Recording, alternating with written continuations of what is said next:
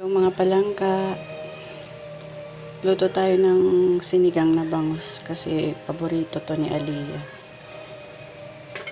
Ayan. Lagyan natin ng sili.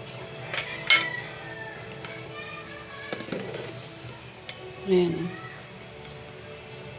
Sinigang na bangus.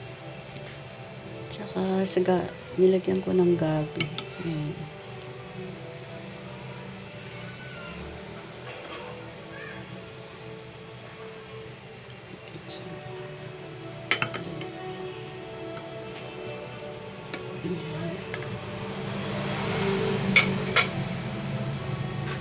Ayan, ang ulam namin ngayon, tanghalian.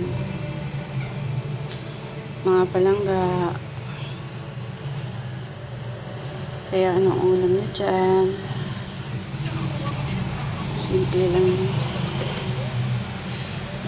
Sarap din yung sinigang na bangus. Oh.